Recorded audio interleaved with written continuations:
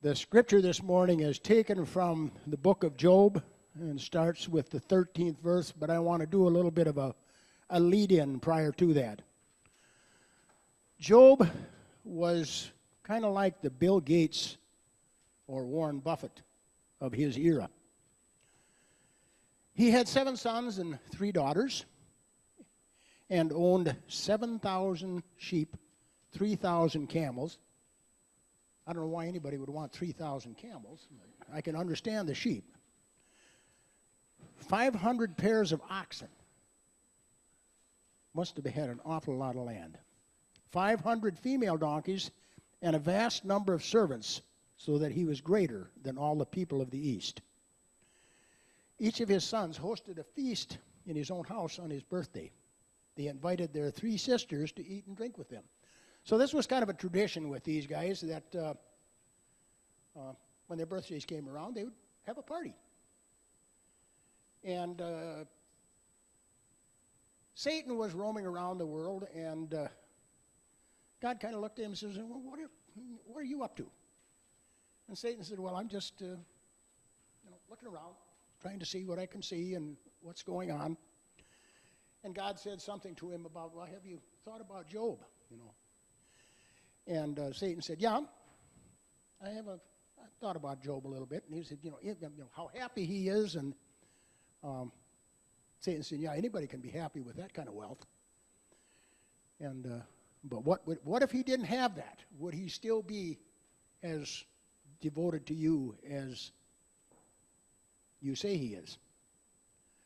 So God said to Satan, do with Job what you will, just keep him alive. So starting with the 13th verse, one day Job's sons and daughters were eating and drinking wine in their oldest brother's house.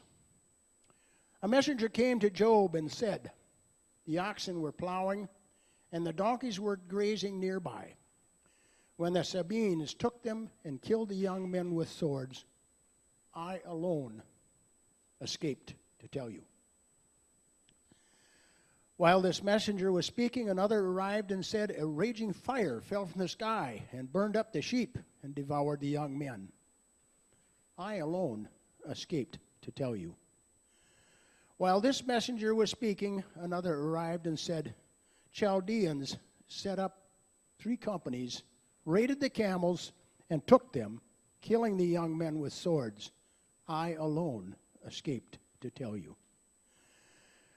While this messenger was speaking, another arrived and said, your sons and your daughters were eating and drinking wine in their oldest brother's house, when a strong wind came from the desert and struck the 4 corners of the house.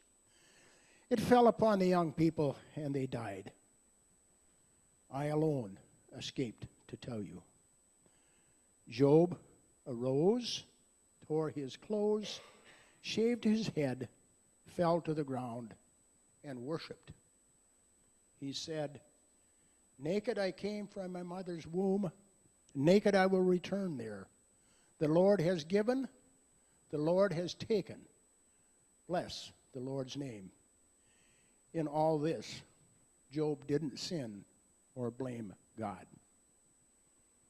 I can't imagine going through that and ending with that last verse. In all this, Job didn't sin or blame God. Today we're concluding the series of the book Option B with the final chapter, Bouncing Forward. Let's compare disappointment, difficulties, and disasters. A disappointment is when something fails to meet our expectations. A difficulty is when we are faced with something hard to overcome. A disaster is a great calamity that brings damage, loss, or destruction. Let's look at some examples.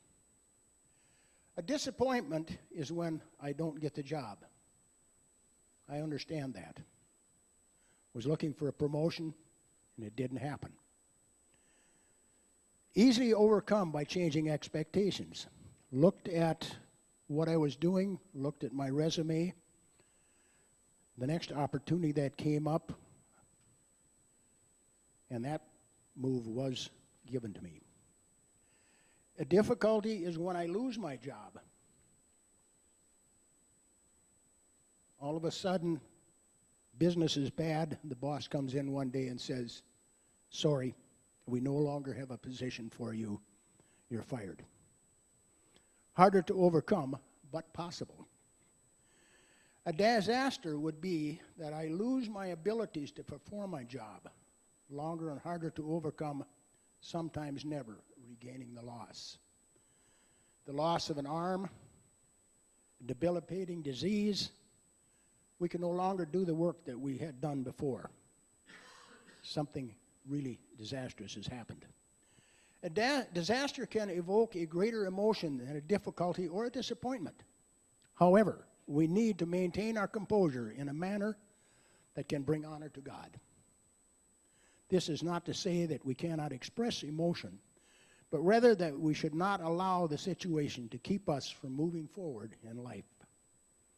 Here are 4 steps we can take to overcome disaster. Resist the urge to blame God. That's what Job did. Many people think that God is the one who brings death, disease, disaster, and destruction. This concept is inconsistent with God's character. Satan is the one who brings disaster and destruction. God is not the author of chaos and confusion. Job's disaster was allowed to prove to Satan Job's character. Blame prevents healing and damages the relationship. In all of this, Job did not sin by blaming God. Retain your integrity through humility, which is sometimes very difficult. Hard to be humbled when things aren't going well. Stay committed to God. Again, hard to do. Be confident of a positive outcome. Be positive. Be confident of a positive outcome. Control your tongue. Renew your faith. Remember, God is ever present. Remember, God is in control. Renew your faith through the Word. Renew your faith through prayer. Renew your faith through fellowship. To me, that's a very important step. The fellowship of fellow believers. Being able to talk to someone when you're in trials and tribulations. Just having that person there to lend an ear. Rest in the comforting presence of God. When you rest in God, you will discover His love and care for you. When you rest in God, you will learn from Him. When you rest in God, you will accept His will, enjoy His real peace. I chose each of this morning's hymns for a specific reason. Each was written by someone who had experienced a disaster in their life and overcome it without losing touch with the God they loved. The first hymn was written by Fanny Crosby. Fanny Crosby was only 6 weeks old when she lost her eyesight due to the incompetence of a doctor that was seeing her. She was 1 year old when her father died from an illness. She was raised by her mother and her grandmother. When she was old enough, she was sent to New York to a special school for the blind and began studying there and came to the point where she became an instructor in that school. This is where she met a young man who was brought to that school specifically because she was teaching there, this young man later became her husband. Although Fanny was blind, she did not consider herself handicapped. And she did many of the things other children did and accepted her blindness with a positive attitude that was evident in the short poem she wrote when she was just 8 years old. And I don't know if you're aware of this, but Fanny Crosby has written over 6,000 hymns. Many of them are in our United Methodist hymnal, and the first one we sang this morning was written by Fanny.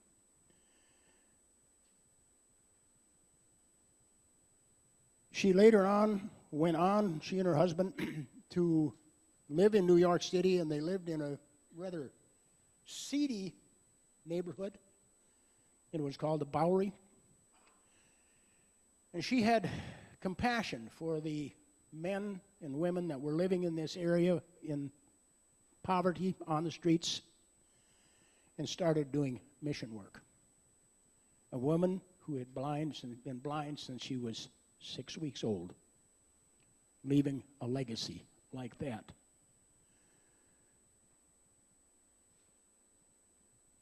Fanny did not let her disabilities interfere with her life. The second hymn we sang was written by Tommy Dorsey. Tommy was born in Georgia to a Baptist minister and whose wife who was the church organist. He started learning music at a very early age and was only in his teens when he started writing some hymns for the church that he was attending. In the early 30s, he was invited to go to a revival meeting in St. Louis, Missouri. He and his wife were expecting their first child any day. Tommy hesitated about going to this revival meeting and being a part of it. His wife insisted that he go. He arrived in St. Louis and shortly thereafter received a telegram saying, "You must come back to Chicago. Your wife has died in childbirth." When he got back to Chicago, the little boy was still alive but didn't live through the night. Tommy was devastated. He just didn't know which way to turn. And then the words to that song that we sang this morning came to him. He sat down at a piano and began improvising words and notes. And he says, "Suddenly I found myself playing a particular melody that I hadn't played before that time. As I played, I began to say, 'Blessed Lord, blessed Lord, blessed Lord.' My friend walked over to me and said, 'Why don't you make that precious Lord?'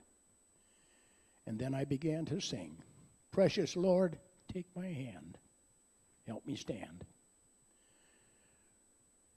When I finished the song, we began to use it, and it has been going ever since. I've gotten letters from people all over the world. It was a great tragedy, but we got the message to the world."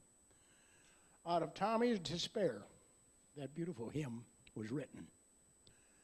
Our final hymn that we will be singing was written by Horatio Spafford.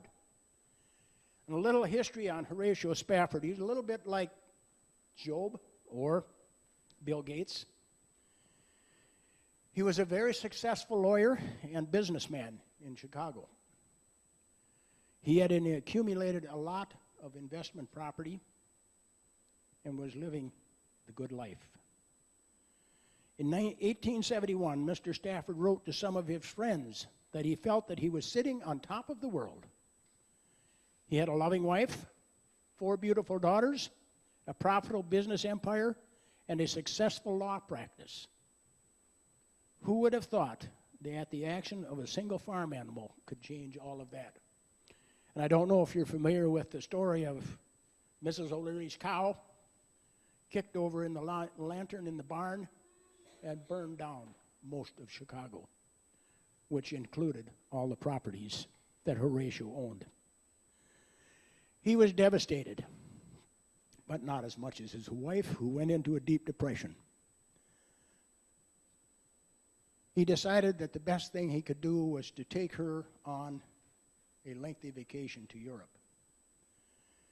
They booked passage on a steamliner, and she and the kids were ready to board the girls, but something kept him back. He had to have a special meeting in Chicago. So they left, and he stayed behind. Somewhere in the mid-Atlantic, there was a collision of two ships. Shortly after the rescue boats arrived in England, there was a telegram that, from his wife, said, "Saved, alone." His 4 daughters had perished in the shipwreck.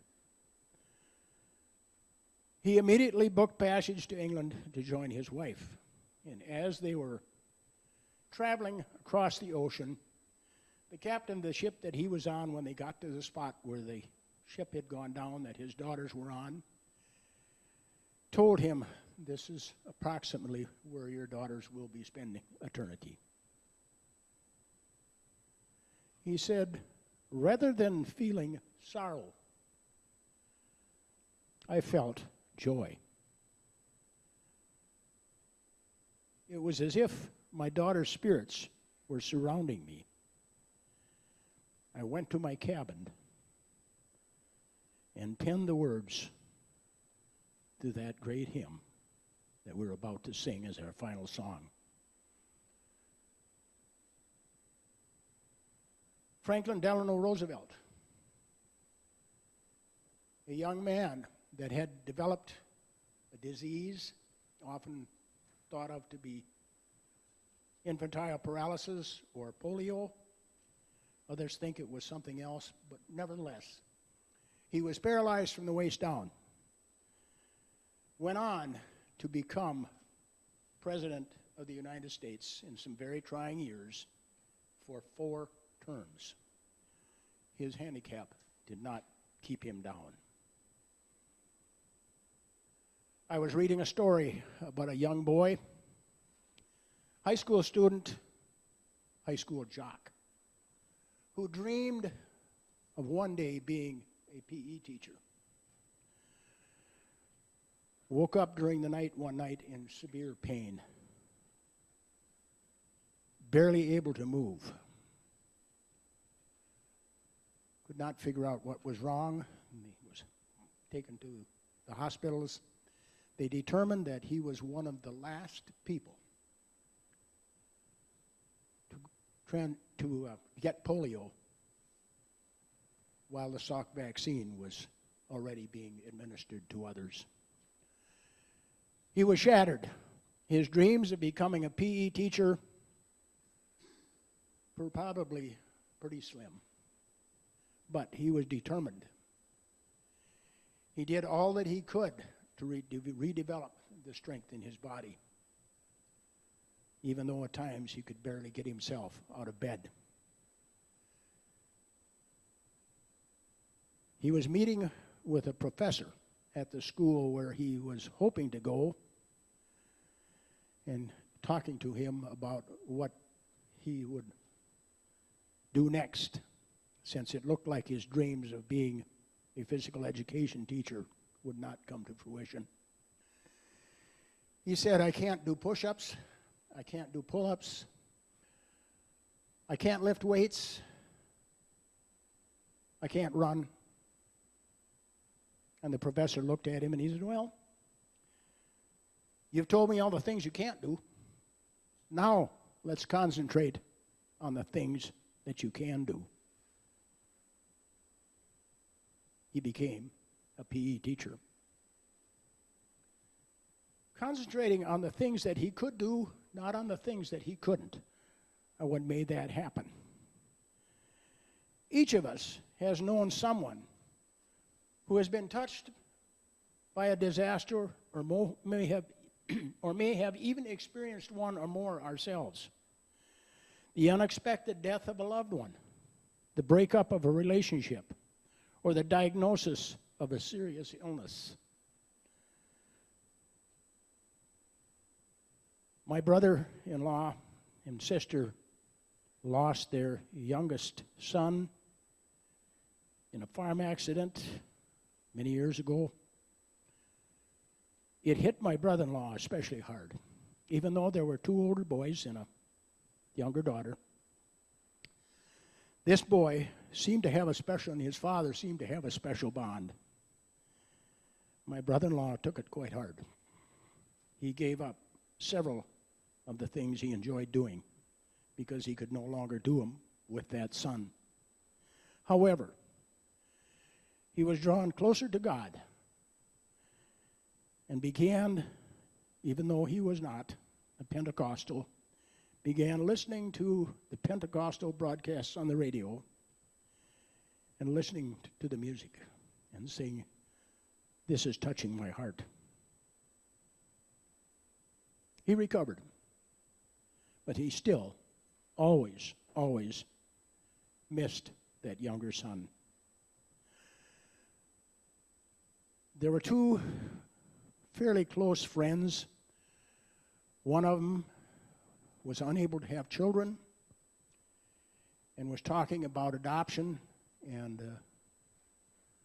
was able to adopt a little girl, and the other one had a child naturally. Good friends, shared a lot of time together, shared with their daughters together. One day, the mother of the adopted daughter noticed there was a lump under her arm. Went to the doctors, and her worst fears were confirmed. She had stage 4 breast cancer, which had already moved on to her liver. After the service for this young lady, her friend felt that she too needed to have a checkup and went to have a mammography. And the doctors told her, "No, you're too young. You don't need to have that." And she said, "But I want to." They went back and forth until they finally consented to do the test. She too was diagnosed with cancer. But it had been caught in the early stages, and she became a survivor and was able to stay with her daughter and her friend's little girl as well. Paul Wittgenstein was an aspiring concert pianist. During World War I, he lost his right arm. He came back and started looking at music that could only be played with the left hand, and continued on to become a concert pianist, even though he had lost the use of his right arm. There may be many times in your life that you face a disaster. When you do, remember, resist the urge to blame God, retain your integrity, renew your faith, and rest in His presence. Amen.